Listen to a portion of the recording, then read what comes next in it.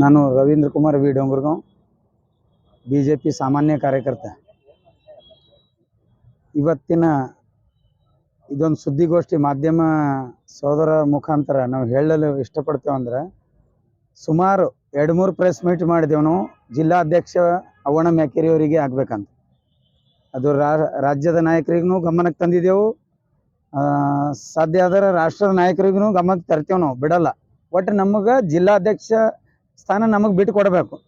ಅದು ಯಾಕೆ ಏನು ಅಂದರೆ ಇತಿಹಾಸ ಎಲ್ಲರಿಗೂ ಗೊತ್ತದ, ಎಲ್ಲ ಸಮಾಜದವ್ರಿಗೆ ಗೊತ್ತದ. ಎಲ್ಲರೂ ಈ ಕಡೆ ಪಕ್ಷ ಚೇಂಜ್ ಮಾಡ್ದಂಗೆ ನಮ್ಮ ಅವ್ವಣ್ಣ ಮ್ಯಾಕೇರಿಯನ್ನು ಪಕ್ಷ ಚೇಂಜ್ ಮಾಡಿಲ್ಲ. 25-30 ವರ್ಷದಿಂದ ಸತತವಾಗಿ ಪ್ರಾಮಾಣಿಕತೆಯಾಗಿ ಶಿಸ್ತಿನ ಸಿಪಾಯಿಯಾಗಿ ಬಿಜೆಪಿಯಲ್ಲೇ ದುಡಿತಾ ಇದ್ದಾರೆ. ಮೊದಲಿಗಾಗಿ ಕಲಬುರಗಿ ಜಿಲ್ಲೆಯಲ್ಲಿ ಇರ್ತಕ್ಕಂಥ ನನ್ನ ಸಮುದಾಯದ ಕೂಲಿ ಮತ್ತು ಕಬ್ಬಲಿಗ ಎಲ್ಲ ಸಮುದಾಯದ ಮುಖಂಡರಲ್ಲಿ ಮತ್ತು ರೈತರಲ್ಲಿ, ಹಿರಿಯರಲ್ಲಿ, ಯುವಕರಲ್ಲಿ ಒಂದು ಸಂದೇಶ ಕೊಡಲು ಇವತ್ತು ಪತ್ರಿಕಾಗೋಷ್ಠಿಯಲ್ಲಿ ನಾನು ಇವತ್ತು ಮಾತಾಡ್ಲಿಕ್ಕೆ ಬಂದಿದ್ದೀನಿ.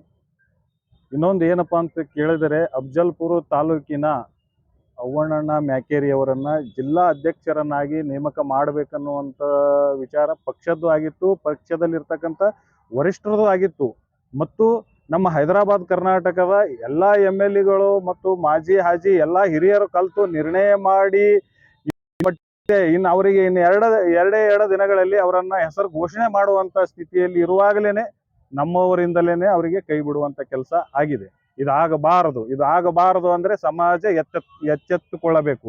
ಅದಕ್ಕೆ ನಾವು ಯಾವುದೇ ಇವತ್ತು ಪಕ್ಷದಾಗಿರ್ಲಿ ನಮ್ಮ ಸಮಾಜದವರಿಗೆ ಅನ್ಯಾಯ ಆಗ್ತದೆ ತಂದಾಗ ನಾವು ಸಮಾಜದಲ್ಲಿ ಇರ್ತಕ್ಕಂಥವ್ರು ನಾವು ಎದ್ದು ನಿಂದಿರ್ಬೇಕಾಗ್ತದೆ, ಸಮಾಜದ ಕಣ್ಣು ನಾವು ತೆರೆಸಬೇಕಾಗ್ತದೆ. ಇದೇ ರೀತಿ ಮಾಡ್ತಾ ಹೋದ್ರೆ ನಾವು ಹಿಂದೆ ಹೇಗಿದ್ದೆವೋ ಅದಕ್ಕಿಂತಲೂ ಕನಿಷ್ಠ ಆಗ್ಬೇಕಾಗ್ತದೆ. ಇಂಥ ಒಂದು ಕಂಪ್ಯೂಟರ್ ಯುಗದಲ್ಲಿಯೂ ಕೂಡ ನಾವು ಈ ರೀತಿ ಮೌಢ್ಯತೆಗಳಿಗೆ ನಾವು ಒಳಗಾಗಕತ್ತೀವಿ. ಅದಕ್ಕೆ ಅದು ದಾರಿ ತಪ್ಪಿಸ್ತಕ್ಕಂಥ ಕೆಲಸ ಇಂದಿನ ರಾಜಕಾರಣಿಗಳು ಮಾಡ್ತಾ ಇದ್ದಾರೆ. ಅದಕ್ಕೆ ಇದಾಗಬಾರದು. ಇವತ್ತು ನಮ್ಮವರಿಗೆ ಅನ್ಯಾಯ ಆಗಿದೆ. ಈ ಅನ್ಯಾಯದ ವಿರುದ್ಧ ನಮ್ಮ ಧ್ವನಿ. ಇವತ್ತು ಅವ್ವಣ್ಣನವರು ಅಫ್ಜಲ್ಪುರ ತಾಲೂಕಿಗೆ ಏನು ಮಾಡಿದ್ದಾರೆ ಅಂದ್ರೆ, ಇವರು ಪಕ್ಷ ಬದಲಾಯಿಸ್ಕೊಂತ ಬಂದಾರ, ಆದ್ರೆ ಇವ್ರೇನು ಬದಲಾಯಿಸಿಲ್ಲ. ಪತ್ರಿಕಾ ಮಾಧ್ಯಮದವರಿಗೆ ವಿಷಯ ಏನ್ ಹೇಳ್ಬೇಕಂತಂದ್ರೆ, ನಮ್ಮ ಅವ್ವಣ್ಣ ಮ್ಯಾಕೇರಿ ಸಾಹೇಬರಿಗೆ ಜಿಲ್ಲಾ ಅಧ್ಯಕ್ಷ ಸ್ಥಾನವನ್ನು ಕೊಡ್ಬೇಕಂತಂದು ನಾವು ಲಾಸ್ಟ್ ಟೈಮು 5/1/2024 ನಾವು ಪತ್ರಿಕಾಗೋಷ್ಠಿ ಮಾಡಿದೆವು. ಅವ್ರು ಕೊಡ್ಬೇಕಂತಂದು ಅದು ಕೊಟ್ಟಿದ್ನು ಇದು ಅಂತಂದು ಎಲ್ಲ ಕನ್ಫರ್ಮೇಶನ್ ಆಗಿತ್ತು. ಇವರಿಗೆ ಅವ್ವಣ್ಣ ಮ್ಯಾಕೇರಿ ಅವರಿಗೆ ಜಿಲ್ಲಾಧ್ಯಕ್ಷ ಸ್ಥಾನ ಕೊಡ್ತಾರ ಅದು ಅಂತ ಎಲ್ಲನೇ ಗೊತ್ತಾಗಿತ್ತು. ಗೊತ್ತಾದ್ರೂ ಏನೇ 1-2 ದಿನದಲ್ಲಿ ಅವ್ರಿಗೆ ಜಿಲ್ಲಾಧ್ಯಕ್ಷ ಸ್ಥಾನ ಸಿಗಲ್ಲ ಹಂಗಂತಂದು ಬೇರೆದವ್ರಿಗೆ ಮತ್ತೆ ಇರೋರಿಗೆ ಮತ್ತೊಮ್ಮೆ ನೆಕ್ಸ್ಟ್ ಅವರಿಗೆ ಅಧ್ಯಕ್ಷ ಸ್ಥಾನ ಕೊಟ್ರೆ ಯಾಕೆ ಮಾಡ್ತಾ ಇದ್ದಾರೆ ಬಿಜೆಪಿ ಅವರು? ಹಿಂಗೆ ಖಾಲಿ ಇವರಿಗೆ ಮತದಾನ ಇಷ್ಟು ಬೇಕಾ? ಇವ್ರಿಗೆ ಇಷ್ಟೇ ಮತದಾನ ಬೇಕಾ? ಖಾಲಿ ಹಿಂದುಳಿದ ವರ್ಗದವ್ರದ್ದು ಮತದಾನ ಇಷ್ಟೇ ಬೇಕನ್ನಿಸ್ತದೆ ಇವರಿಗೆ.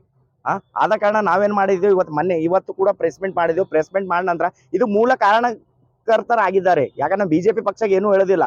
ಮೇನ್ ಹಿಂದುಳಿದ ವರ್ಗದವರು ನಮ್ಗೆ ಅವ್ರದೇ ಬೆಂಬಲ, ಅವ್ರದೇ ಇದು ಅಂತಂದು ಹೇಳ್ಕೊಂತ ಮಾಡ್ತಾರಲ್ಲ, ಅವ್ರು ಮಾಡಿದ್ದು ಕೂಲಿ ಸಮಾಜಕ್ಕೆ ಅನ್ಯಾಯ ಮಾಡ್ತಾ ಇರೋದು ಯಾರ್ಯಾರು ಅಂತಂದ್ರೆ, ಮಾಲಿಕೈ ಗುತ್ತೇದಾರ್ ಸಾಹೇಬ್ರು, ಒಂದು ಸುಭಾಷ್ ಗುತ್ತೇದಾರ್ ಸಾಹೇಬ್ರು, ನಮ್ಮ ಜಿಲ್ಲೆಯ MP ಆದ ಉಮೇಶ್ ಯಾದವ್ ಸಾಹೇಬ್ರು.